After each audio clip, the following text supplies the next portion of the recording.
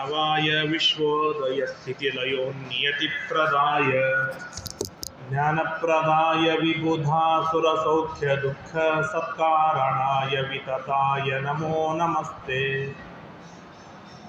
ಸರ್ವಮಂಗಲಮಾಂಗಲ್ಯೆ ಶಿವೆ ಸರ್ವಾರ್ಥಸಾಧಿಕೆ ಶರಣ್ಯೆ ತ್ರ್ಯಂಬಕೆ ಗೌರಿ ನಾರಾಯಣಿ ನಮೋಸ್ತುತೆ. ಧರ್ಮ ವಿಜ್ಞಾನ ವೈರಾಗ್ಯ ಪರಮೈಶ್ವರ್ಯಶಾಲಿನಃ ಆನಂದತೀರ್ಥ ಭಗವತ್ಪಾದಾನ್ ವಂದೇ ನಿರಂತರಂ. ಭವತಿ ಯದನುಭಾವಾದೇಡಮೂಕೋಪಿ ವಾಗ್ಮಿ ಜಡಮತಿರಪಿ ಜಂತುರ್ಜಾಯತೆ ಪ್ರಾಜ್ಞಮೌಲಿಃ. ಸಕಲವಚನಚೇತೋ ದೇವತಾ ಭಾರತಿ ಸಾ ಮಮ ವಚಸಿ ನಿಧತ್ತಾಂ ಸನ್ನಿಧಿಂ ಮಾನಸೇ ಚ. ನಮೋऽस्तु ತಾತ್ವಿಕಾ ದೇವಾಃ ವಿಷ್ಣುಭಕ್ತಿಪರಾಯಣಾಃ ಧರ್ಮಮಾರ್ಗೇ ಪ್ರೇರಯन्तु ಭವಂತಃ ಸರ್ವ ಏವ ಹಿ. ಆನಂದತೀರ್ಥೋಪದಿಷ್ಟೋ ನಿಧಿರ್ನಾರಾಯಣಾಹ್ವಯಃ ಪ್ರದರ್ಶಿತೋ ಯೇನ ಸಮ್ಯಕ್ ಜಯತೀರ್ಥಂ ತಮಾಶ್ರಯೇ. ಕಾಮಧೇನು ಯಥಾ ಪೂರ್ವಂ ಸರ್ವಾಭೀಷ್ಟಫಲಪ್ರದಾ ತಥಾ ಕಲೌ ವಾದಿರಾಜಃ ಶ್ರೀಪಾದೋಭೀಷ್ಟದಃ ಸತಾಂ. ಕುಶಾಗ್ರಮತಯೇ ಭಾನುದ್ಯುತಯೇ ವಾದಿಭೀತಯೇ ಆರಾಧಿತ ಶ್ರೀಪತಯೇ ಸುಧೀಂದ್ರಯತಯೇ ನಮಃ. ದುರ್ವಾದಿಧ್ವಾಂತರವಯೇ ವೈಷ್ಣವೇಂದೀವರೇಂದವೇ ಶ್ರೀರಾಘವೇಂದ್ರ ಗುರವೇ ನಮೋತ್ಯಂತದಯಾಲವೇ. ಸುಧೀಜನ ಸುಮಂದಾರಂ ಸುಧೀಂದ್ರ ಸುತ ಸುಪ್ರಿಯಂ ಸುಷಮೀಂದ್ರ ಗುರುಂ ವಂದೇ ಸುಜಯೀಂದ್ರ ಕರೋದ್ಭವಂ.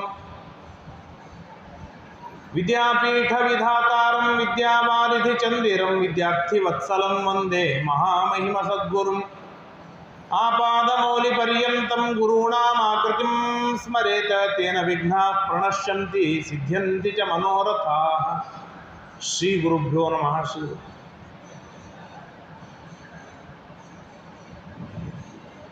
ಶ್ರೀ ಗುರುಭ್ಯೋ ನಮೋ ನಮಃ. ಹರಿ ಓಂ.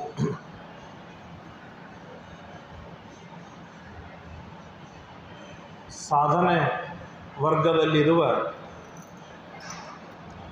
ಜೀವರಾಶಿಗಳಿಗೆ ಒಂದೇನಾದರೂ ವಿಶಿಷ್ಟವಾದ ಫಲವಿರಬೇಕು.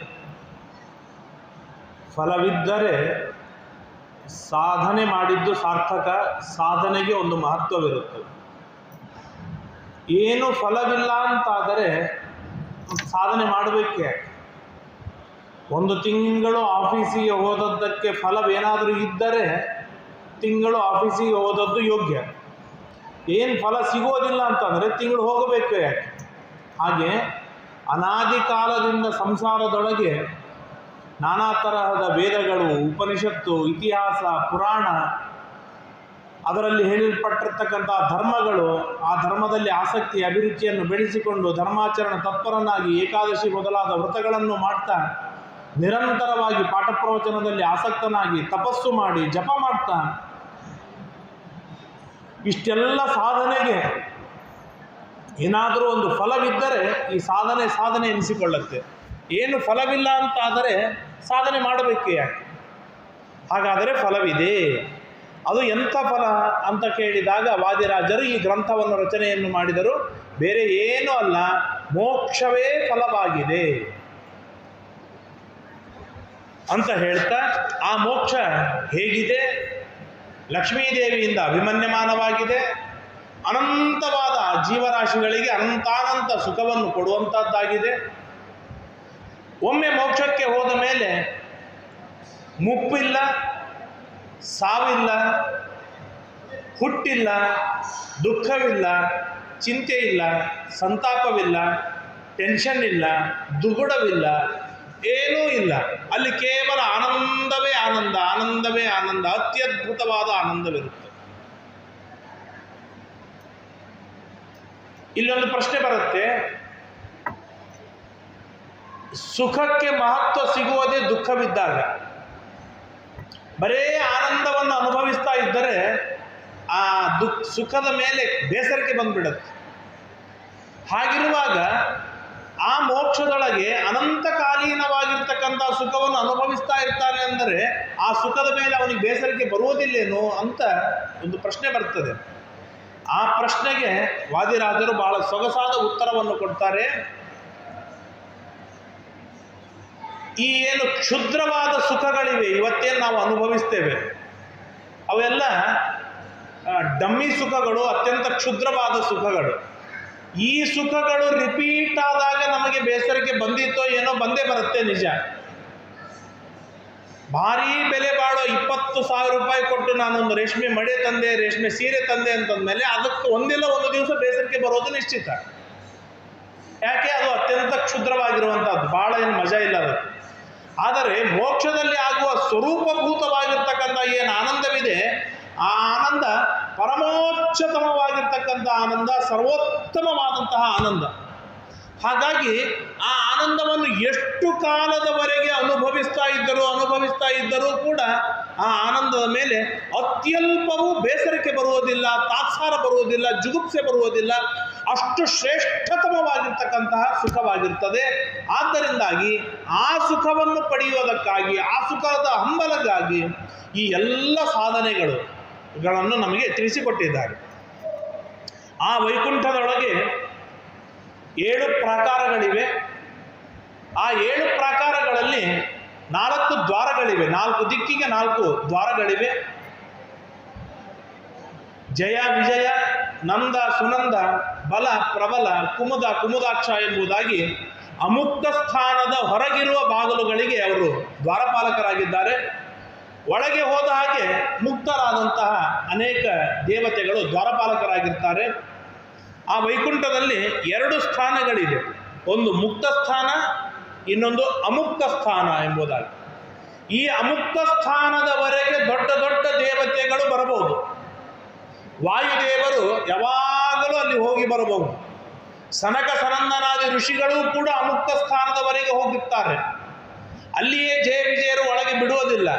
ಬಿಡದಿದ್ದಾಗ ದೇವರು ಬಂದು ಏನು ಜಯ ವಿಜಯರಿಗೆ ಶಾಪ ಕೊಡ್ತಾನೆ. ಹಿರಣ್ಯಕಶಿಪು, ಹಿರಣ್ಯಾಕ್ಷ, ರಾವಣ, ಕುಂಭಕರ್ಣ ಹಾಗೂ ಶಿಶುಪಾಲ ದಂತವಕ್ರರಾಗಿ ಹುಟ್ಟಿ ಎಂಬುದಾಗಿ ಏನು ನಾರದರು ಶಾಪ ಕೊಡ್ತಾರೆ. ಆ ಎಲ್ಲ ಘಟನೆಯಾಗಿದ್ದು ಅಲ್ಲಿ. ಇದಲ್ಲದೇನೆ ವೆಂಕಟಾಚಲ ಮಹಾತ್ಮ್ಯವನ್ನು ಕೇಳ್ತಾ ಇರುವಾಗ ವಾಯುದೇವರು ಬರ್ತಾರೆ. ಅಲ್ಲಿ ಶೇಷದೇವರು ಅಡ್ಡ ತಡೆದು ನಿಲ್ತಾರೆ. ಅಲ್ಲಿ ದೊಡ್ಡದಾದ ವಾಗ್ವಾದವಾಗತ್ತೆ ಎಂಬುದಾಗಿ ಕೇಳ್ತೇವಲ್ಲ, ಅದು ಎಲ್ಲ ಆಗಿರುವಂಥದ್ದು ಅಮುಕ್ತ ಸ್ಥಾನದಲ್ಲಿ ಇರುವಂಥದ್ದು. ಆ ಅಮುಕ್ತ ಸ್ಥಾನ ಹೇಗಿದೆ ಅಂತಂದರೆ, ಅದು ಅಮುಕ್ತ ಸ್ಥಾನ ಅಂತಂದರೆ ಮೋಕ್ಷವೇ ಒಂದು ಅರ್ಥದೊಳಗೆ. ಜಸ್ಟ್ ಒಂದೇ ಒಂದು ಅಡ್ಡ ಏನಂತಂದರೆ, ಈ ನಮ್ಮ ಜೀವನಿಗೆ 24 ಕಲೆಗಳಿಂದ ಯುಕ್ತವಾದ, 24 ತತ್ವದಿಂದ ಯುಕ್ತವಾದ ಒಂದು ಲಿಂಗದೇಹ ಎಂಬುದಾಗಿ ಇದೆ. ಆ ಲಿಂಗದೇಹವಿರುವವರೆಗೆ ಅಮುಕ್ತ ಸ್ಥಾನ. ಅದಾದ ಮೇಲೆ ಅಲ್ಲೇ ಮಧ್ಯದೊಳಗೆ ವಿರಜಾ ನದಿ ಬರ್ತದೆ. ಆ ವಿರಜಾ ನದಿಯಲ್ಲಿ ಸ್ನಾನ ಮಾಡಿದ ಅಂತಾದರೆ ಆ ಲಿಂಗದೇಹ ಕಳಚಿ ಬೀಳುತ್ತೆ. ಲಿಂಗದೇಹ ಯಾವಾಗ ಕಳಚಿ ಬಿತ್ತೋ ಆಗ ಅವನು ಮುಕ್ತ ಸ್ಥಾನದೊಳಗೆ ಪ್ರವೇಶವನ್ನು ಮಾಡಲಿಕ್ಕೆ ಸಾಧ್ಯವಾಗತ್ತೆ. ಹಾಗಾದರೆ ಮೋಕ್ಷ ಯಾವಾಗ ಆಗತ್ತೆ ಅಂತ ಕೇಳಿದಾಗ ಬಹಳ ವಿಸ್ತಾರವಾಗಿ ನಮಗೆ ಅನೇಕ ಪ್ರಮೇಯಗಳನ್ನು ಇಲ್ಲಿ ತಿಳಿಸಿಕೊಡ್ತಾರೆ. ಮೋಕ್ಷ ನಿಶ್ಚಿತವಾಗುವುದು ಅಪರೋಕ್ಷ ಜ್ಞಾನವಾದ ಕೂಡಲೇನೆ ಮೋಕ್ಷವಾಗುವುದು ನಿಶ್ಚಿತ.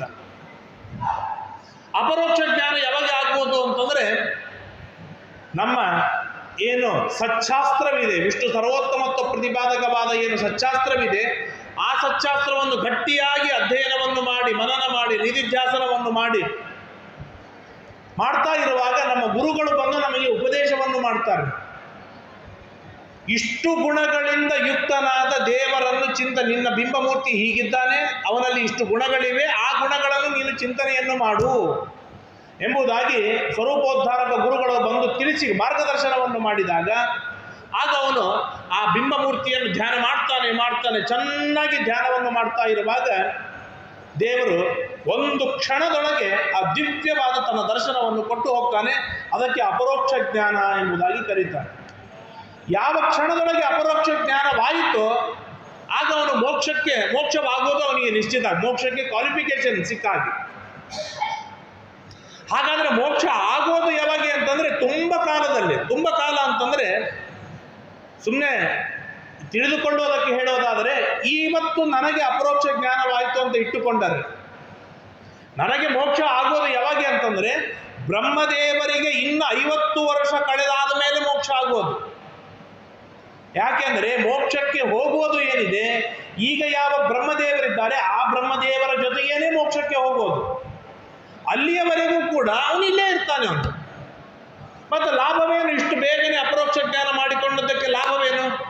ನಾಳೆ ಬ್ರಹ್ಮದೇವರು ಮೋಕ್ಷಕ್ಕೆ ಹೋಗ್ತಾ ಇರುವಾಗ ನಾನು ಇವತ್ತು ಅಪರೋಕ್ಷ ಜ್ಞಾನ ಮಾಡಿಕೊಳ್ತೇನೆ, ನಾಳೆ ದಿನ ನಾನು ಮೋಕ್ಷಕ್ಕೆ ಹೋಗಿಬಿಡ್ತೇನೆ, ಭಾಳ ಬೆಸ್ಟು.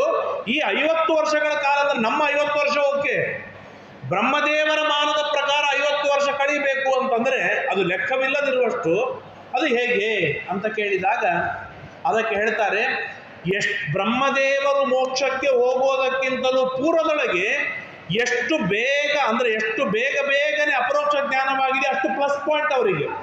ಯಾಕೆ ಅಂತಂದರೆ ಅಪರೋಕ್ಷ ಜ್ಞಾನ ಮಾಡಿದ ಮೇಲೆ ಏನೆಲ್ಲ ಸಾಧನೆ ಇದೆ ಆ ಎಲ್ಲ ಸಾಧನೆ ಮೋಕ್ಷದೊಳಗೆ ಹೆಚ್ಚು ಆನಂದವನ್ನು ತಂದುಕೊಡುತ್ತೆ.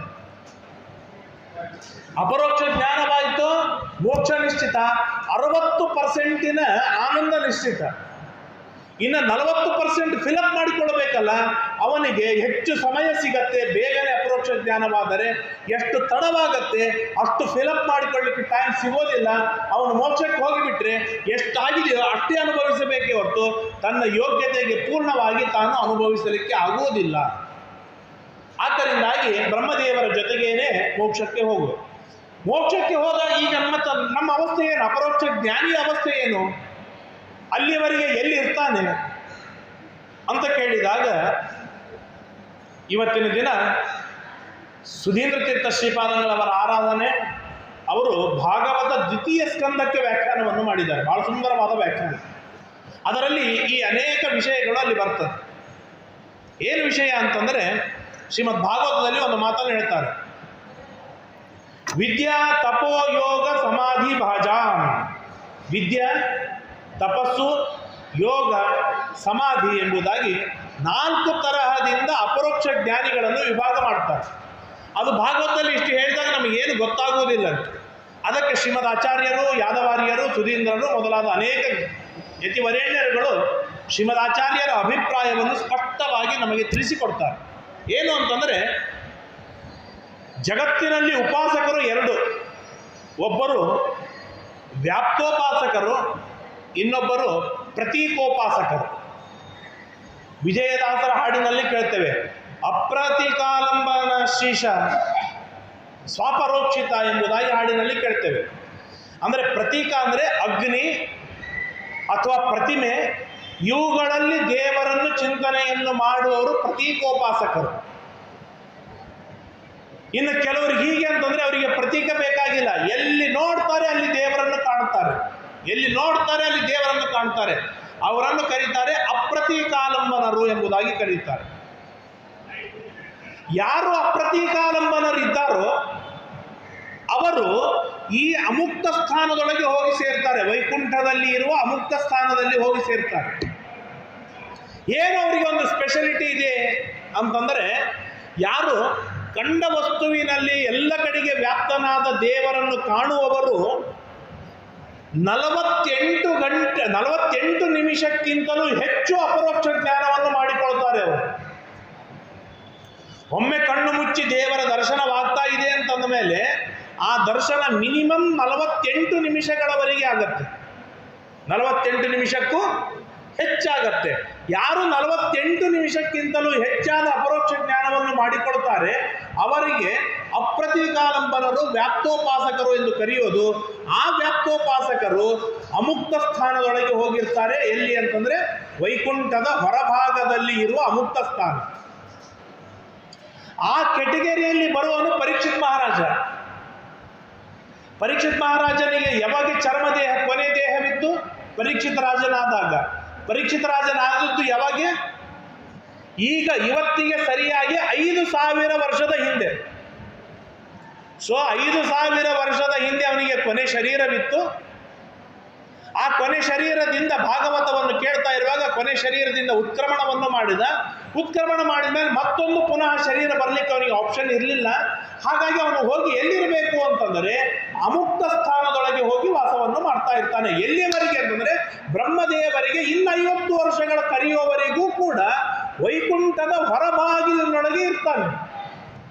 ಅಂದರೆ ಸಾಧನೆ ಮಾಡುವವರಿಗೆ ಇಷ್ಟು ಲಾಭವಿದೆ.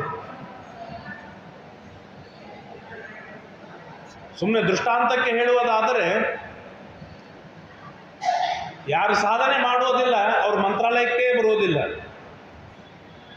ತಮ್ಮ ಊರೊಳಗೆ ತಿಂದುಂಡು ಮಜಾ ಮಾಡ್ಕೊಂಡಿರ್ತಾರೆ. ಯಾರು ಅತ್ಯಲ್ಪ ಸಾಧನೆ ಮಾಡಿದ್ದಾರೆ ಮಂತ್ರಾಲಯಕ್ಕೆ ಬರ್ತಾರೆ, ಆ ರೋಡ್ ಮೇಲೆ ಓಡಾಡ್ತಿರ್ತಾರೆ, ಇಲ್ಲಿ ಒಳಗೆ ಬರೋದಿಲ್ಲ. ಯಾರು ಹೊರಗೆ ಓಡಾಡ್ತಾ ಇರ್ತಾರೆ ಅವ್ರಿಗಿಂತ ಹೆಚ್ಚು ಸಾಧನೆ ಮಾಡಿದವರು ಇಲ್ಲಿ ಒಳಗೆ ಓಡಾಡ್ತಾರೆ ಹೊರತು ದರ್ಶನಕ್ಕಾಗೋದಿಲ್ಲ. ಆ ದರ್ಶನವು ದೂರದಿಂದ ಆಗ್ತದೆ ಕೆಲವರಿಗೆ, ಹತ್ತಿರದಿಂದ ಆಗುತ್ತೆ ಕೆಲವರಿಗೆ, ಒಳಗಾಗತ್ತೆ ಕೆಲವರಿಗೆ, ಇನ್ನು ಕೆಲವರು ವೃಂದಾವನವನ್ನೇ ಮುಟ್ಟಿ ಪೂಜೆ ಮಾಡ್ತಾರೆ. ಅಂದರೆ ಸಾಧನೆ ಎಷ್ಟು ಹೆಚ್ಚಾಗಿದೆ ಅಷ್ಟು ಸನಿಹದೊಳಗೆ ಇರ್ತಾರೆ. ಸೊ ಹಾಗೆ ನಾವು ವಿಚಾರವನ್ನು ಮಾಡಿದಾಗ ವ್ಯಾಪ್ತೋಪಾಸಕ ಕಂಡಲ್ಲಿ ದೇವರನ್ನು ಕಂಡು ನಿರಂತರ ಸಾಧನೆಯನ್ನು ಮಾಡಿ ವ್ಯಾಪ್ತೋಪಾಸನೆಯನ್ನು ಮಾಡುವಂತಹ ಯಾವ ಈ ಪರೀಕ್ಷಿತ್ ಮಹಾರಾಜ ಮೊದಲಾದ ರಾಜರುಗಳಿದ್ದಾರೆ, ಅವರು ದೇವರಿಗೆ ಎಷ್ಟು ಸನಿಹ ಹೋಗ್ತಾರೆ ಅಂದರೆ ಅಮುಕ್ತ ಸ್ಥಾನದಲ್ಲಿ ಹೋಗಿರ್ತಾರೆ. ಯಾಕೆಂತಂದರೆ ಅವರು ಪ್ರತಿನಿತ್ಯವೂ 48 ನಿಮಿಷಕ್ಕಿಂತಲೂ ಹೆಚ್ಚು ಅಪರೋಕ್ಷ ಜ್ಞಾನವನ್ನು ಮಾಡಿಕೊಳ್ಳುವವರಾಗಿರ್ತಾರೆ. ಆದ್ದರಿಂದಾಗಿ ಇವರಿಗೆ ಸಮಾಧಿ ಎಂಬುದಾಗಿ ಕರೀತಾರೆ. ಇದಾದ ಮೇಲೆ ನೆಕ್ಸ್ಟ್ ಅವರು A+ ಆದರೆ A ಕ್ಯಾಟಗರಿ. ಅವ್ರದ್ದು ಏನು ಅಂತಂದರೆ ಅವರು ಪ್ರತೀಕಾಲಂಬನರು, ವ್ಯಾಪ್ತೋಪಾಸಕ ಭಗವಂತನ ಚಿಂತನೆಯನ್ನೇ ಮಾಡೋದಿಲ್ಲ. ಅವರು ಒಂದು ಮೂರ್ತಿಯೊಳಗೆ ಅಗ್ನಿಯೊಳಗೆ ಚಿಂತನೆಯನ್ನು ಮಾಡುವಂಥವರು. ಅವರಿಗೇನು ಎಷ್ಟು ಅಪರೋಕ್ಷ ಜ್ಞಾನವಾಗತ್ತೆ ಅಂದರೆ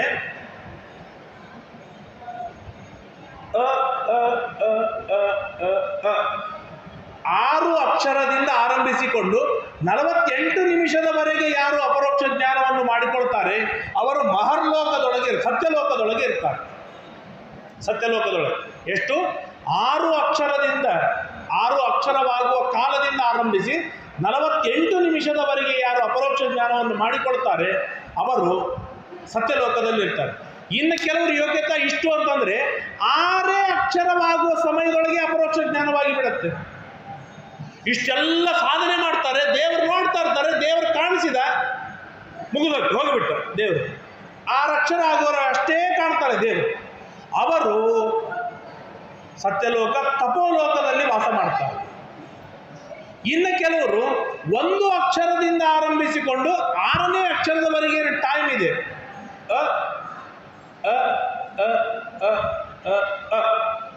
ಇಷ್ಟೇ ಹೊತ್ತು ಅಪರೋಕ್ಷ ಜ್ಞಾನವಾಗತ್ತೆ, ಅವರು ಜನೋಲೋಕದೊಳಗೆ ಇರ್ತಾರೆ. ಇನ್ನು ನಮ್ಮಂಥ ಕ್ಷುದ್ರ ಜನರು ಅಂದ್ರೆ ಲಾಸ್ಟ್ ಕ್ಯಾಟಗರಿಯಲ್ಲಿ ಬರುವಂಥವ್ರಿಗೆ ಏನು ಪರಿಸ್ಥಿತಿ ಅಂತಂದರೆ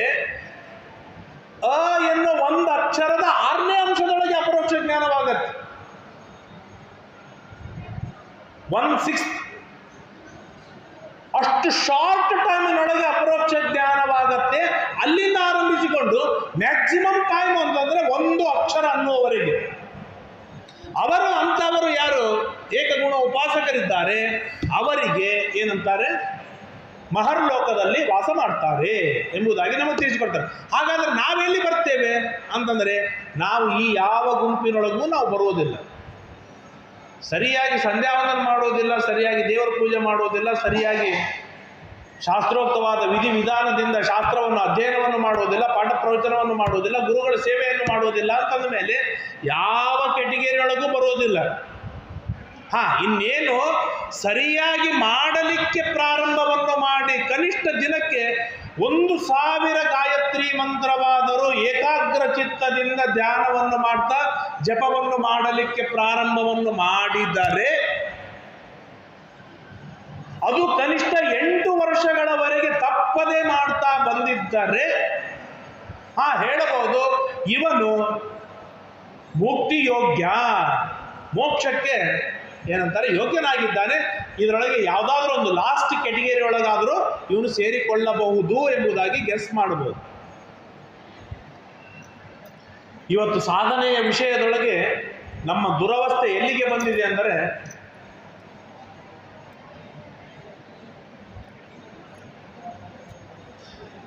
ನಮ್ಮ ಪರಿಚಯದ ತಮ್ಮ, ಹುಡುಗ ಯಾರಾದರೂ ಇರ್ತಾರೆ. ನಾನೇ ಇದ್ದೀನಿ ಅಂತ ತಿಳ್ಕೊಳ್ಳೋಣ.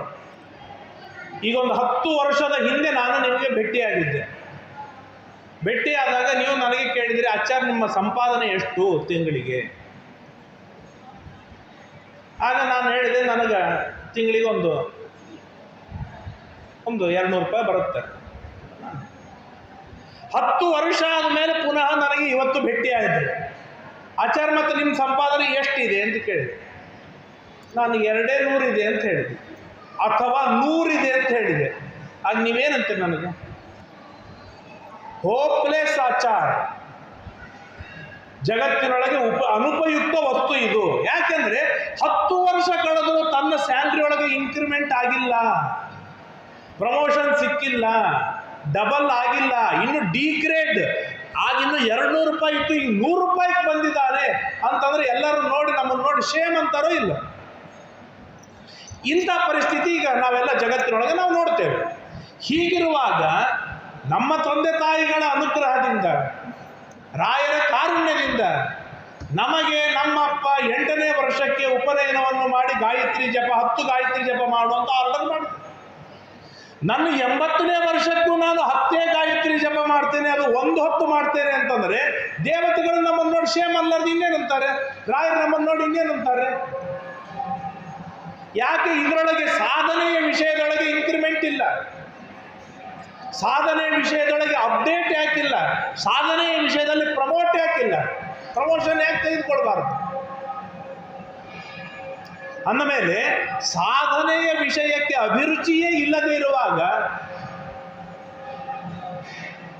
ಡೂಪ್ಲೆಕ್ಸ್ ಮನಿ ಕಟ್ಟಬೇಕು ಎನ್ನುವ ಡ್ರೀಮೇ ಇಲ್ಲದಿರುವಾಗ, ಅವ್ರು 100 ರೂಪಾಯಿ ಗಳಿಸಿದ್ರೇನೋ 50 ರೂಪಾಯಿ ಗಳಿಸಿದ್ರೇನು ಭಾಳ ಮಜಾ ಇಲ್ಲ. ಡ್ರೀಮ್ ಡೂಪ್ಲೆಕ್ಸ್ ಮನಿ ಕಟ್ಟಬೇಕು ಎನ್ನುವ ಡ್ರೀಮ್ ಇರುವಾಗ ಅವರ ತಿಂಗಳಿಗೆ 1 ಲಕ್ಷ ರೂಪಾಯಿ 2 ಲಕ್ಷ ರೂಪಾಯಿ ಸಂಪಾದನೆ ಮಾಡಲಿಕ್ಕೆ ಬೇಕು ಅವನು.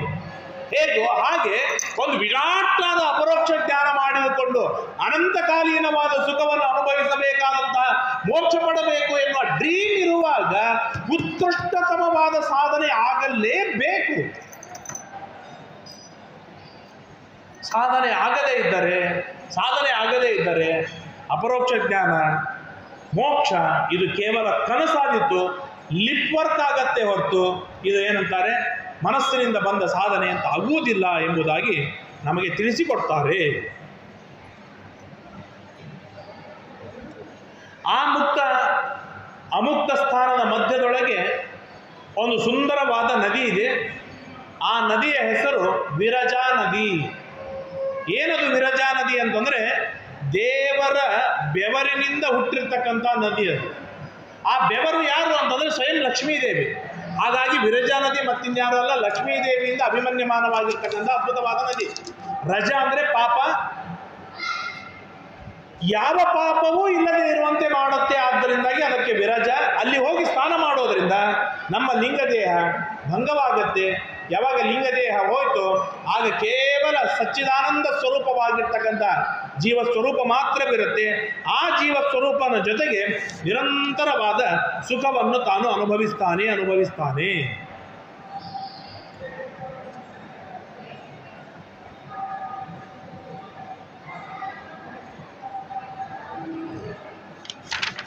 ಸಾಕಷ್ಟು ಆ ಮೋಕ್ಷದಲ್ಲಿರುವ ವಿಷಯಗಳನ್ನು ನಮಗೆ ತಿಳಿಸಿಕೊಡ್ತಾರೆ.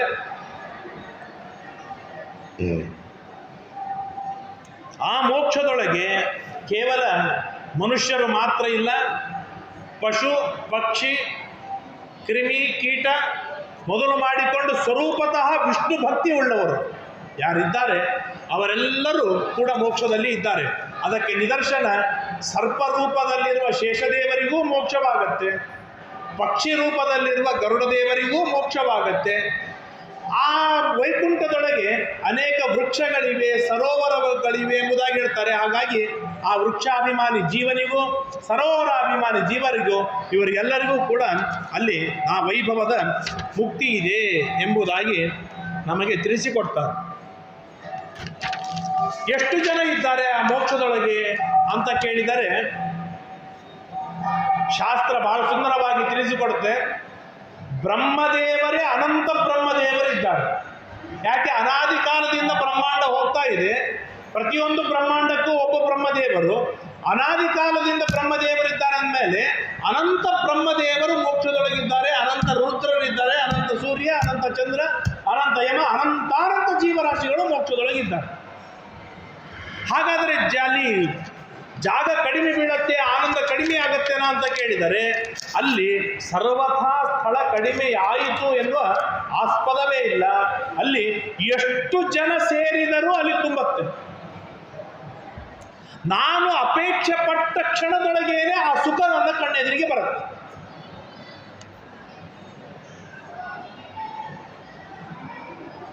ಭಾರೀ ಮಳೆಗಾಲವಿದೆ, ಬೇಡ ಮಳೆಗಾಲ ಯಾಕೆ, ಹೀಗೆ ಬೇಸಿಗೆ ಇದೆ, ಈಗ ನನಗೆ ಮಾವಿನ ಹಣ್ಣು ತಿನ್ನಬೇಕು ಎನ್ನುವ ಅಪೇಕ್ಷೆ ಬಂದರೆ ಈ ಸದ್ಯ ತಿನ್ಲಿಕ್ಕೆ ಸಾಧ್ಯವಾ? ಮಾರ್ಕೆಟ್ಗೆ ಹೋದ್ರೆ ಸಿಗುತ್ತೋ ಇಲ್ಲೋ ಗೊತ್ತಿಲ್ಲ ಇವತ್ತಿಗೆ. ಮೋಕ್ಷದಲ್ಲಿ ಹಾಗೆಲ್ಲ ಆಗುವುದಿಲ್ಲ, ಮೋಕ್ಷದಲ್ಲಿ ಹಾಗೆಲ್ಲ ಆಗುವುದಿಲ್ಲ. ಅವನು ಹಣ್ಣು ಅಂತ ಅನ್ನುವುದರೊಳಗೇನೆ ಕ್ಷಣದೊಳಗೆ ಪ್ರತ್ಯಕ್ಷ ಆಗಿ ಅದು ಭೋಗ ಮಾಡಿಬಿಡ್ತಾನೆ ಒಂದೇ ಕ್ಷಣಕ್ಕೇನೆ. ನಾವು ನಮ್ಮ ಭೋಗ ಹೇಗಿರುತ್ತೆ ಅಂತಂದ್ರೆ, ಹಣ್ಣು ಬಹಳ ಚೆಂದಾಗಿ ಕಾಣಿಸುತ್ತೆ, ಅದನ್ನು ತಿನ್ಬೇಕು ಅಂತ ಬಾಯಿಯೊಳಗೆ ಇಟ್ಟಿರ್ತೀವಿ, ಅದು ಹುಳಿ ಬಂದ್ಬಿಡುತ್ತೆ, ಆ ಆನಂದ ಹೋಗಿ ಕೆಟ್ಟು ಹೋಗ್ಬಿಡ್ತು, ರುಚಿ ಹೋಗಿಬಿಡ್ತದೆ. ಅಥವಾ ಭಾರಿ ರುಚಿ ಇರ್ತದೆ, ಅಷ್ಟರೊಳಗೆ ಎಲ್ಲೋ ಒಂದು ಹುಳ ಕಾಣಿಸಿಬಿಡ್ತದೆ, ಕೆಟ್ಟು ಹೋಗಿಬಿಡ್ತು. ಅಥವಾ ಕೈ ಜಾರಿ ಕೆಳಗೆ ಬಿತ್ತು, ಹಾಳಾಗಿ ಹೋಯ್ತು. ಅಥವಾ ತಿಂದ ಮೇಲೆ ಹೊಟ್ಟೆ ಜಾಡಿಸ್ತು, ಹಾಳಾಗಿ ಹೋಗ್ಬಿಡ್ತು. ಅಂದ್ರೆ ಆನಂದ ಇದು ಸ್ಥಿರವಾಗಿ ಇರಬೇಕು ಅಂತ ಏನಿಲ್ಲ ನಮ್ಮಲ್ಲಿ. ತಿನ್ನುವಾಗಲೇ ಸತ್ತು ಹೋಗಬಹುದು, ತಿನ್ನುವಾಗಲೇ ಕೆಟ್ಟು ಹೋಗಬಹುದು, ತಿಂದಾದ ಮೇಲೆ ಕೆಡಿಸಬಹುದು. ಆದರೆ ಮೋಕ್ಷದಲ್ಲಿ ಸಿಗುವ ಆನಂದವೇನಿದೆ ಅದರಲ್ಲಿ ಕೆಡುಕು ಅನ್ನೋದು ಇಲ್ಲವೇ ಇಲ್ಲ. ನಿರ್ದುಷ್ಟವಾಗಿರ್ತಕ್ಕಂಥ ಆನಂದ ಅವನಿಗೆ ಸಿಗತ್ತೆ.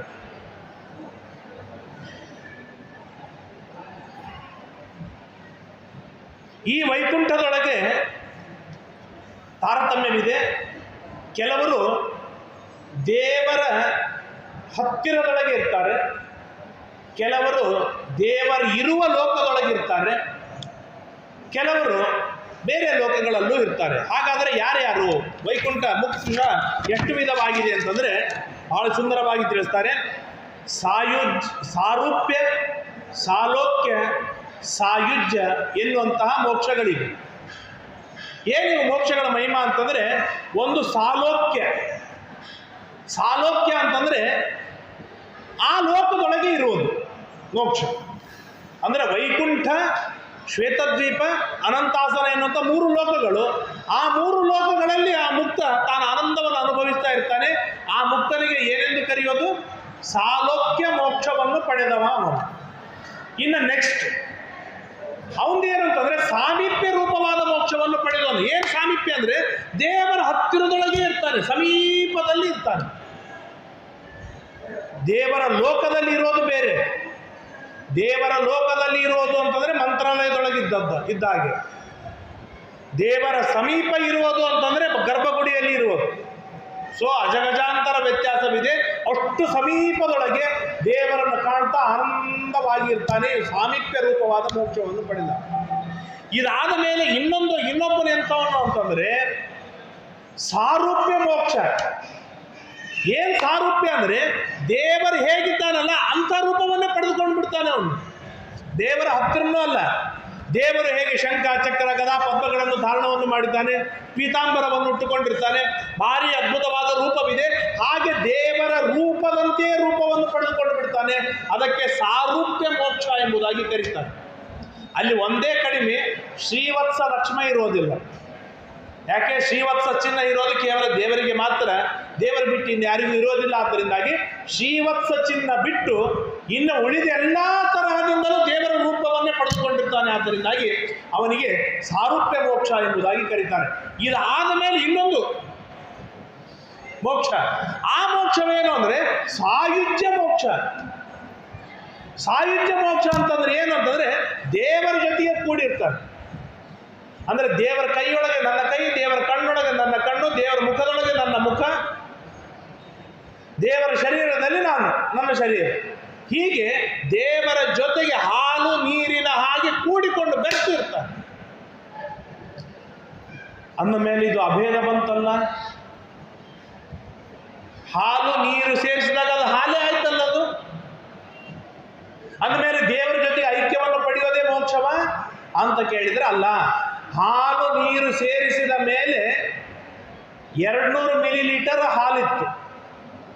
ಅದಕ್ಕೆ ನಾನು 200 ಮಿಲಿಲೀಟರ್ ನೀರು ಸೇರಿಸಿದಾಗ ಅದು 200 ಮಿಲಿಲೀಟರ್ ಆಗಿತ್ತು ಅಂತಂದ್ರೆ ಅಭೇದ ಬಂತು. ಅದು ಎಷ್ಟಾಯ್ತು? ಅದು 400 ಮಿಲಿಲೀಟರ್ ಆಯ್ತು. ಅದು ಹೆಚ್ಚಾಯ್ತು ಅಂತಂದ್ರೆ ನೀರು ಬೇರೆ ಇದೆ, ಹಾಲು ಬೇರೆ ಇದೆ ಅಂತ. ಹಾಗೆ ಜೀವ, ಅವನು ಮುಕ್ತನಾದ ಜೀವನೇ ಬೇರೆ, ಅಂತರ್ಯಾಮಿ ಭಗವಂತನೇ ಬೇರೆ, ಆದರೆ ದೇವರ ಜೊತೆಗೆ ಇದ್ದು ಭೋಗವನ್ನು ಅನುಭವಿಸ್ತಾನೆ, ಸಾಯುಜ್ಯ ಮೋಕ್ಷ. ಹಾಗಾದರೆ ಮೋಕ್ಷವೇನಾಯಿತು? 4 ತರಹದ ಮೋಕ್ಷವಾಯಿತು. ಒಂದು ಸಾಲೋಕ್ಯ, ಸಾರೂಪ್ಯ, ಸಾಮೀಪ್ಯ, ಸಾಯುಜ್ಯ ಎಂಬುದಾಗಿ 4 ತರಹದ ಮೋಕ್ಷವನ್ನು ತಾನು ವೈಭವದಿಂದ ಅನುಭವಿಸ್ತಾ ಸುಖವಾಗಿರ್ತಾನೆ. ಇಂತಹ ಮೋಕ್ಷವನ್ನು ಪಡೆಯುವುದಕ್ಕಾಗಿ ಜ್ಞಾನಿಗಳು ನಿರಂತರವಾದ ಸಾಧನೆಯನ್ನು ಮಾಡ್ತಾರೆ. ನಾನು ಮೊದಲನೇ ದಿನ ಹೇಳಿದೆ, ಸಾಧನೆ ಹೇಗೆ ಮಾಡಬೇಕು ಅಂದರೆ ರಾಯರನ್ನು ನೋಡಿ ಕಲಿಬೇಕು. ಇಲ್ಲೆಲ್ಲ ತುಂಬ ಜನ ರಾಯರ ಸ್ತೋತ್ರ ಪಾರಾಯಣವನ್ನು ಮಾಡೋರಿದ್ದೀರ. ಈ ಪುಸ್ತಕ 10 ಬಾರಿ ತಿರುಗಿಸಿ ಜೀರ್ಣವಾಗಿದೆ. ಈ ಬಟ್ಟೆ ಉಟ್ಟು ಜೀರ್ಣವಾಗಿದೆ. ಭಾರಿ ರೇಷ್ಮೆ ಸೀರೆ ಉಟ್ಟು ಜೀರ್ಣವಾಗಿದೆ. ಮೊಬೈಲು ಕೈ ಆಡಿಸಿ ಸೌದು ಹೋಗಿದೆ. ನೋಟು ಬಳಸಿ ಮೆತ್ತಗಾಗಿದೆ. ಇದರ ಅರ್ಥವೇನು? ಎಷ್ಟು ಮೆತ್ತಗಾಗಿದೆ ಅಷ್ಟು ಬಳಕೆಗೆ ಬಂದಿದೆ. ಹೌದಾ? ಹಾಗಾದರೆ ಸಾಧನೆ ಹೇಗೆ ಎಷ್ಟು ಹೆಚ್ಚಾಗಿದೆ ಅಂತ ಹೇಗೆ ಗೊತ್ತಾಗ್ಬೋದು? ಅಂದರೆ ನಮ್ಮ ಇಂದ್ರಿಯವನ್ನು ನಾವು ಎಷ್ಟು ಬಳಸಿದ್ದೇವೆ ಅದರ ಮೇಲೆ ಸಾಧನೆ ಎಷ್ಟಾಗಿದೆ ಅಂತ ಗೊತ್ತಾಗುತ್ತೆ. ಸೊ ಹಾಗಾದ್ರೆ ನಮ್ಮ ಇಂದ್ರಿಯ ಎಷ್ಟು ಬಳಸಿರ್ಬೇಕು ನಾವು ಅಂತ ಕೇಳಿದಾಗ ಅಪ್ಪಣ್ಣಾಚಾರ್ಯರು ರಾಯರು ಹೇಗೆ ಬೆಳೆಸಿದ್ರು ಎನ್ನುವುದನ್ನು ಹೇಳ್ತಾರೆ. ತ್ವತ್ಪಾದ ಪದ್ಮ ಪರಿಕೀರ್ತನ ಜೀರ್ಣವಾಚ.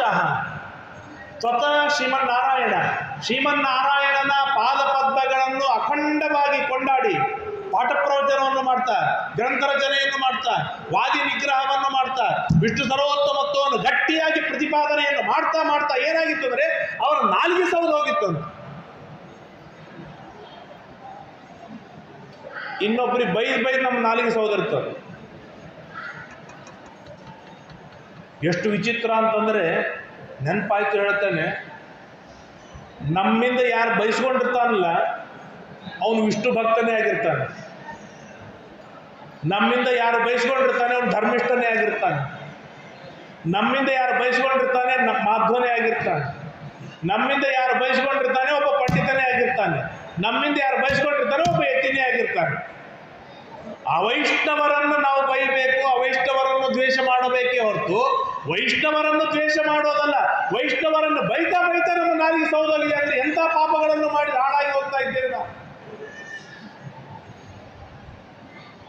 ಘೋರಾತಿ ಘೋರವಾದ ಪಾಪಗಳನ್ನು ಮಾಡ್ತಾ ಇದ್ದೇವೆ ನಾವು. ವೈಷ್ಣವರ ಸಂಘವಾಗಲಿ ಅಂತ ಅಪೇಕ್ಷೆ ಪಡಬೇಕು. ಅವೈಷ್ಣವರ ಸಹವಾಸ ನಮ್ಮಿಂದ ಆಗಬಾರದು ಅಂತ ನಾವು ಅಪೇಕ್ಷೆ ಪಡಬೇಕು. ವಿಷ್ಣು ದ್ವೇಷಿಗಳನ್ನು ನಾವು ದ್ವೇಷ ಮಾಡಬೇಕು, ವಿಷ್ಣು ಭಕ್ತರನ್ನು ನಾನು ಭಕ್ತಿಯನ್ನು ಮಾಡಬೇಕು. ವಿಷ್ಣು ದ್ವೇಷಿಗಳಿಗೆ ನಾನು ನಿಂದೆಯನ್ನು ಮಾಡಬೇಕು, ವಿಷ್ಣು ಭಕ್ತರನ್ನು ನಾನು ಸ್ತೋತ್ರ ಮಾಡಬೇಕು. ಇವತ್ತು ನಮ್ಮ ದುರವಸ್ಥೆ ಎಲ್ಲಿದೆ ಅಂತಂದರೆ ವಿಷ್ಣು ಭಕ್ತರನ್ನೇ ದ್ವೇಷ ಮಾಡ್ತಾ ಇದ್ದೇವೆ. ನಿರಂತರವಾಗಿ ವಿಷ್ಣು ಭಕ್ತರ ದ್ವೇಷ, ವೈಷ್ಣವರ ದ್ವೇಷ. ನಮ್ಮಿಂದ ಒಬ್ಬ ನಾಸ್ತಿಕ ಬಯಸ್ಕೊಳ್ತಾ ಇಲ್ಲ. ದೇವರೇ ಇಲ್ಲ ಅಂತ ಹೇಳುವವನು ಯಾರೂ ಬಯಸ್ಕೊಳ್ತಾ ಇಲ್ಲ. ರಾಯರ ವಿರೋಧಿ ಯಾರಿದ್ದಾನೆ ಅವನಿಗೆ ನಾವು ಬೈತಾ ಇಲ್ಲ. ರಾಯರ ದ್ವೇಷಿ ಯಾರಿದ್ದಾನೆ ಅವರಿಗೆ ನಾವು ಬೈತಾ ಇಲ್ಲ. ನನ್ನ ಅಣ್ಣ, ನನ್ನ ತಮ್ಮ, ನನ್ನ ಬಂಧು, ನನ್ನ ಬಳಗ, ನನ್ನ ಆಪ್ತರು, ನನ್ನ ಮಿತ್ರರು, ನನ್ನ ಗುರುಗಳು, ನನ್ನ ಹಿರಿಯರು, ನಮ್ಮ ಆಚಾರ್ಯರು, ನಮ್ಮ ವಿದ್ವಾಂಸರು, ನಮ್ಮ ಯತಿಗಳು, ಕೊನೆಗೆ ಲಾಸ್ಟ್ ಅಲ್ಟಿಮೇಟ್ ನಮ್ಮ.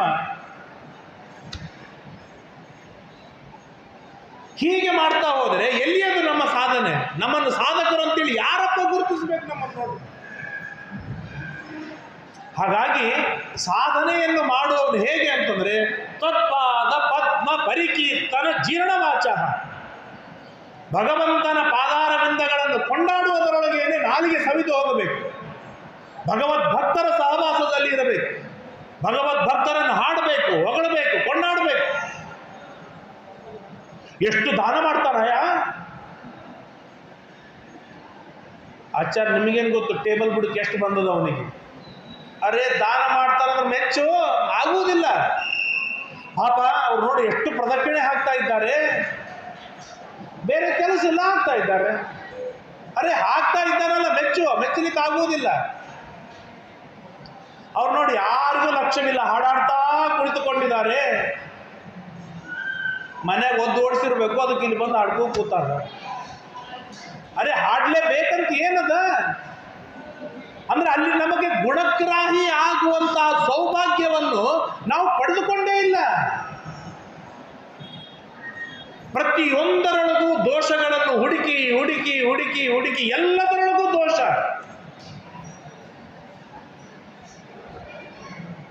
ಇಷ್ಟು ದೋಷ ಹುಡುಕಿ ಬಿಟ್ಟಿದ್ದೇವೆ ನಾವು ಅಂತಂದ್ರೆ, ಒಂದು ಕನ್ನಡದ ಒಂದು ಮಾತಿದೆ, ಬಿಸಿ ಹಾಲಿನಿಂದ ಬಾಯಿ ಸುಟ್ಟುಕೊಂಡ ಬೆಕ್ಕು ಏನಂತಾರ ಐಸ್ ಕ್ರೀಮ್ ತಿನ್ಬೇಕಾದ್ರೂ ಉಪ್ಪು ಅಂತ ಊದಿ ತಿಂತದಂತ.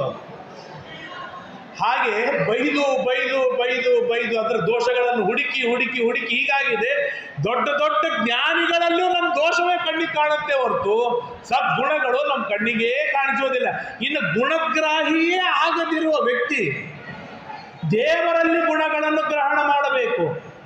ಎದುರಿರುವ ವ್ಯಕ್ತಿಗಳಲ್ಲೇ ಗುಣಗ್ರಹಣವನ್ನು ಮಾಡದ ವ್ಯಕ್ತಿ ಕಣ್ಣಿಗೆ ಕಾಣದ ದೇವರಲ್ಲಿ ಹೇಗೆ ಗುಣಗ್ರಹಣವನ್ನು ಮಾಡ್ತಾನೆ, ಆ ಗುಣಗಳನ್ನು ಚಿಂತನೆಯನ್ನು ಮಾಡಿ ಅಪರೋಕ್ಷ ಜ್ಞಾನವನ್ನು ಹೇಗೆ ಪಡೆದುಕೊಳ್ತಾನೆ, ಅಪರೋಕ್ಷ ಜ್ಞಾನ ಆದ್ಮೇಲೆ ಮೋಕ್ಷ ಹೇಗೆ ಪಡಿತಾನೆ, ಇದು ನಾವು ಕ್ಯಾಲ್ಕುಲೇಟ್ ಮಾಡಿಕೊಳ್ಬೇಕೀಗ.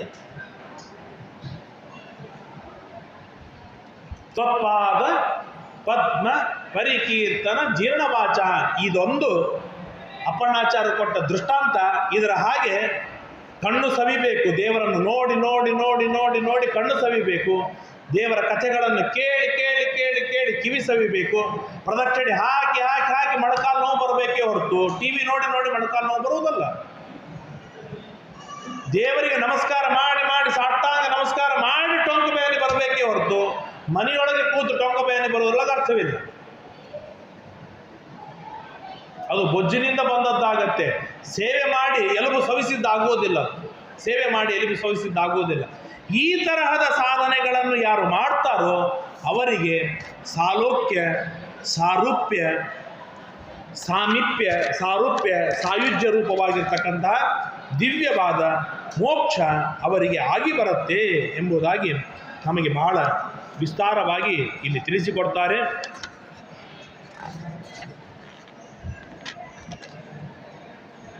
ಮುಂದೆ ವಾದಿರಾಜರು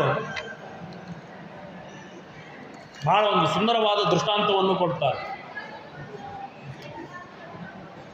ಅಲ್ಲ, ಮೋಕ್ಷ ಒಂದೇ ಮೋಕ್ಷ ಅಂತ ನೀವು ಇಷ್ಟೊತ್ತು 3 ದಿನದಿಂದ ಹೇಳ್ತಾ ಹೇಳ್ತಾ ಬಂದು ಇವತ್ತು ಸಾರೂಪ್ಯ, ಸಾಮೀಪ್ಯ, ಸಾಯುಜ್ಯ, ಸಾಲೋಕ್ಯ ಅಂತ ವಿಭಾಗ ಮಾಡಿ ಹಾಕಿದಾರಲ್ಲ ಅಂತ ಕೇಳಿದಾಗ ವಾದಿರಾಜರು ಬಹಳ ಸುಂದರವಾದ ಒಂದು ದೃಷ್ಟಾಂತವನ್ನು ಕೊಡ್ತಾರೆ.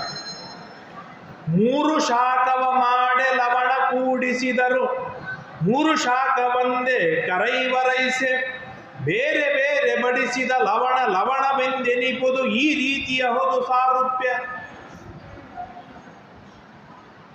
ಹೀರಿಕಾಯಿ ಪಲ್ಯ, ಚೌಳಿಕಾಯಿ ಪಲ್ಯ, ಸೌತೆಕಾಯಿ 3 ಪಲ್ಯ ಮಾಡಿ 3 ಪಲ್ಯದೊಳಗೂ ಉಪ್ಪು ಹಾಕ್ಯದ. ಉಪ್ಪು ಕಾಮನ್ ಆಗಿ ಉಪ್ಪು ಇರುವಾಗ ಇದು ಉಪ್ಪು ಹಾಕುವಂತಾರೋ ಪಲ್ಯ ಹಾಕುವಂತಾರೋ? ಉಪ್ಪು ಹಾಕುವಂತಾರೋ ಪಲ್ಯ ಹಾಕುವಂತಾರೋ? ಎಲ್ಲದರೊಳಗೂ ಉಪ್ಪಿದೆಯಲ್ಲ, 3 ಪಲ್ಯಗಳಲ್ಲೂ ಉಪ್ಪಿದೆ ಅಂದಮೇಲೆ ನಾನು ಕೇಳುವವನು ಉಪ್ಪು ಹಾಕಂತೇನ ಪಲ್ಯ ಹಾಕಂತೇನ? ಪಲ್ಯಗಳ ಹೆಸರು ನಾವು ಬೇರೆ ಬೇರೆ ತೆಗೆದುಕೊಂಡರೂ ಕೂಡ ಕಾಮನ್ ಆಗಿರೋದು ಯಾವುದು? 3ರೊಳಗೂ ಉಪ್ಪೇ. ಹಾಗೆ ಸಾರೂಪ್ಯ, ಸಾಲುಕ್ಯ, ಸಾಯುಜ್ಯ, ಸಾಮೀಪ್ಯ ಎಂಬುದಾಗಿ ಪ್ರತ್ಯೇಕವಾಗಿ ಹೆಸರು ತೆಗೆದುಕೊಂಡರೂ ಕೂಡ ಕೊನೆಗೆ ಅಲ್ಟಿಮೇಟ್ ಆಗಿ ಎಲ್ಲದರಲ್ಲಿ ಅನುಸ್ಯೂತವಾಗಿ ಇರೋದು ಯಾವುದು? ಮೋಕ್ಷವೇ. ಆದ್ದರಿಂದಾಗಿ ಮೋಕ್ಷ ಇದು ಒಂದೇ ಆಗಿದೆ, ಮೋಕ್ಷ ಇದು ಒಂದೇ ಆಗಿದೆ. ಆದರೆ ತಾರತಮ್ಯ ಕ್ರಮದೊಳಗೆ ಎಲ್ಲವೂ ಬೇರೆ ಬೇರೆಯಾದಂತೆ ನಮಗೆ ತೋರಿ ಬರುತ್ತದೆ ಎಂಬುದಾಗಿ ತಿಳಿಸ್ತಾ ಮುಂದೆ ಹೇಳ್ತಾರೆ, ದಿವ್ಯ ಭೋಗಂಗಳ ಲೀಲೆ ಎಂಬರು, ದಿವ್ಯ ಗೀತೆಗಳ ಪಾಡುವರು, ದಿವ್ಯ ಗಂಧ ಪರಿಮಗಳ ಪೂಸುವರು, ದಿವ್ಯ ನರ ನಾರಿಯರಲ್ಲಿ.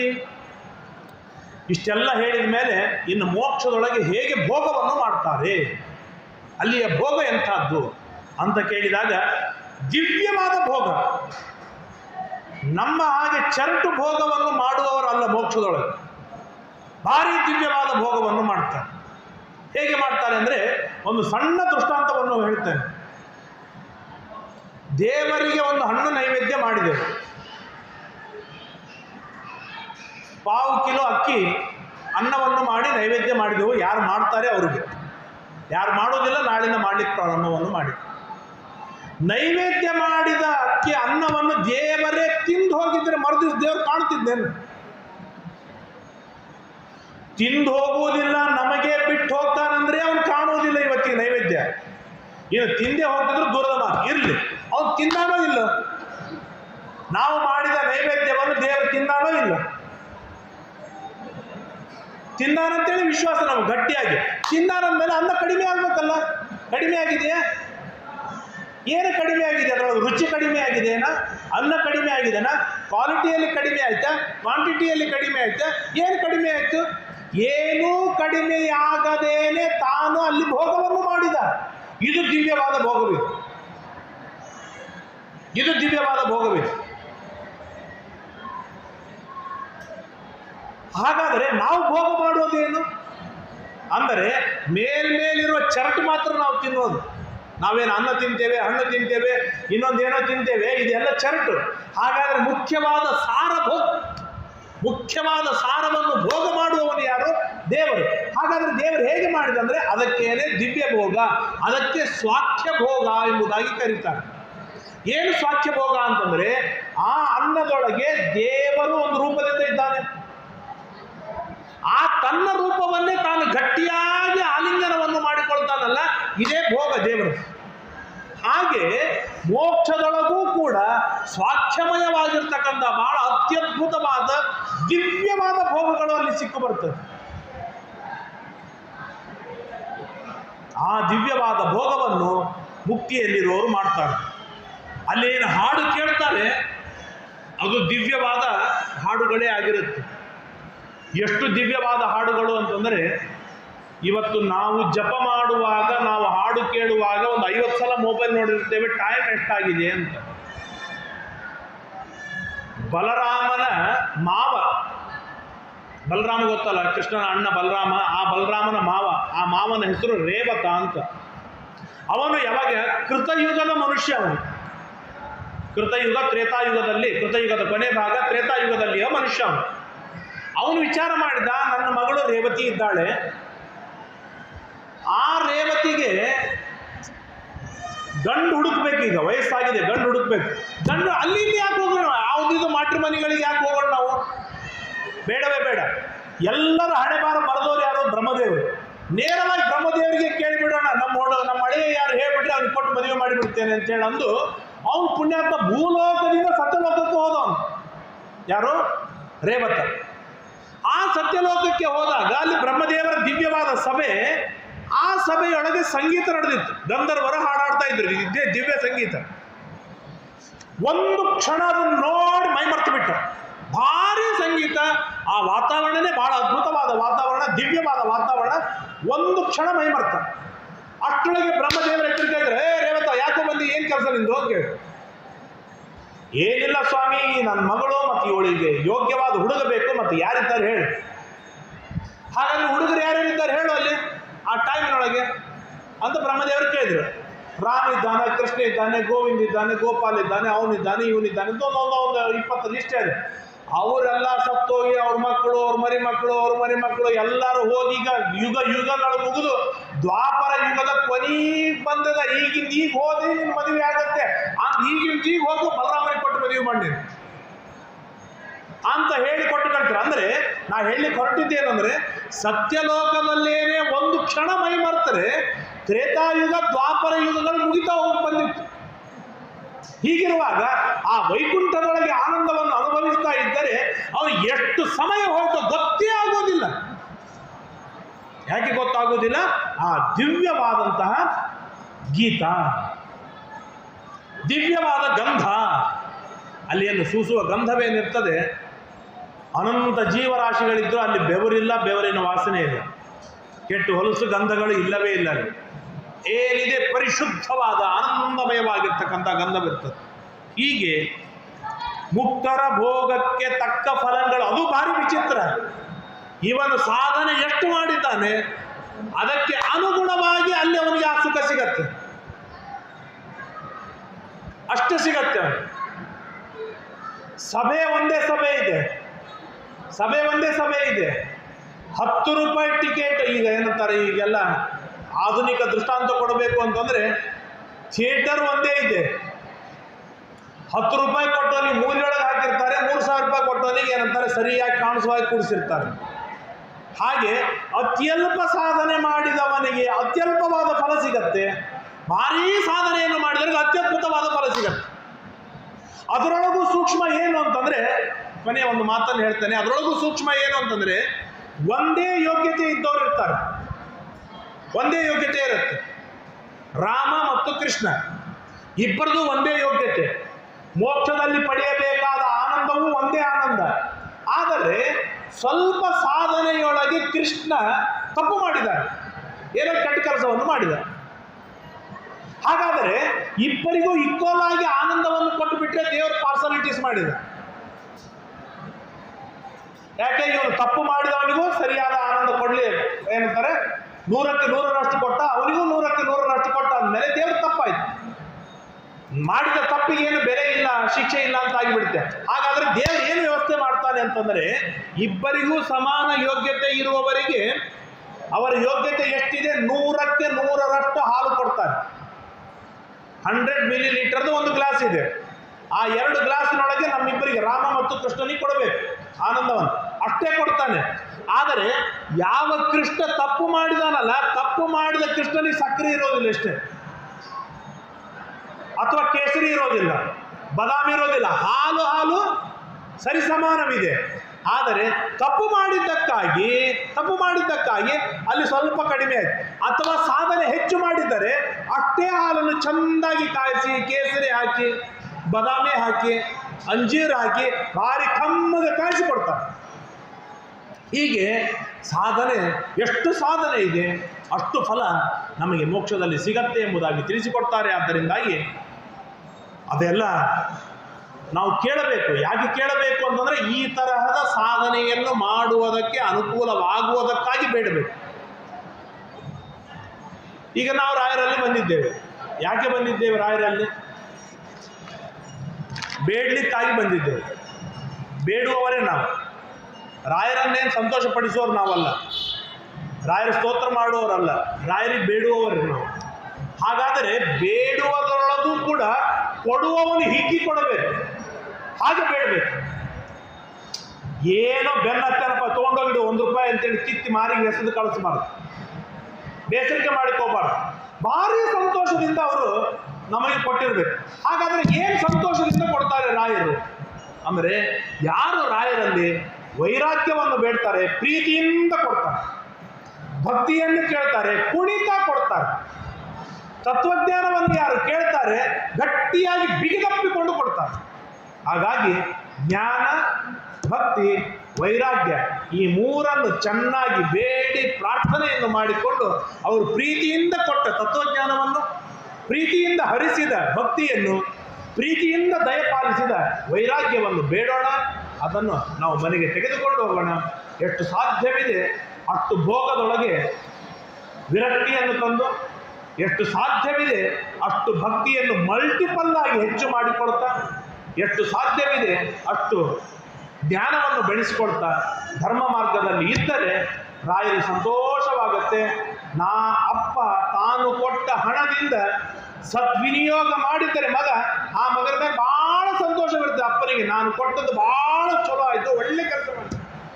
ಅದೇ ನಾನು ಕೊಟ್ಟ ಹಣವನ್ನು ಹೋಗಿ ಅವನು ಕುಡಿದು ಬಂದ ಅಂತಂದರೆ, ಜೂಜಾಡಿದ ಅಂತಂದರೆ, ಹೋಗಿ ಇವನಿಗೆ ಯಾಕೋ ನಾನು ಹಣ ಕೊಟ್ಟೆ ಅಂತ ಅವ್ರು ಬೇಕರಿ ಮಾಡಿಕೊಳ್ಳೋದು ನಿಶ್ಚಿತ. ಹಾಗಾಗಿ ಆ ನಿಟ್ಟಿನೊಳಗೆ ರಾಯರಿಗೆ ನಮ್ಮಿಂದ ಬೇಸರ ಆಗುವುದು ಬೇಡ, ಅವರು ಸಂತೋಷವಾಗಿರುವಂತೆ ನೋಡಿಕೊಳ್ಳೋಣ ಎಂಬುದಾಗಿ ನಮ್ಮೆಲ್ಲರಲ್ಲಿ ವಿಜ್ಞಾಪನೆಯನ್ನು ಮಾಡ್ತಾ, ರಾಯರು ನನಗೂ ಹಾಗೂ ತಮ್ಮೆಲ್ಲರಿಗೂ ಕೂಡ ಜ್ಞಾನ, ಭಕ್ತಿ, ವಿರಕ್ತಿಯ ಮಳೆಯನ್ನೇ ಸುರಿಸಲಿ ಎಂಬುದಾಗಿ ಪ್ರಾರ್ಥನೆಯನ್ನು ಮಾಡ್ತಾ ಇವತ್ತಿನ ಈ 4 ಮಾತುಗಳನ್ನು ಮುಕ್ತಾಯ ಮಾಡ್ತೇನೆ. ಶ್ರೀಕೃಷ್ಣಾರ್ಪಣಮಸ್ತು. ಯಸ್ಸರ್ವಗುಣ ಸಂಪೂರ್ಣ ಸರ್ವದೋಷ ವಿವರ್ಜಿತ ಪ್ರಿಯತಾಂ ಪ್ರೀತಯೇ ಬಾಲಂ ವಿಷ್ಣುರ್ಮೇ ಪರಮಸ್ಸರತ ಅನೇನ ಭಾವ ಯತ್ಪುಣ್ಯಂ ತದಾಪ್ನೋತು ಗುರುರ್ನಮ. ಶ್ರೀಕೃಷ್ಣಾರ್ಪಣ.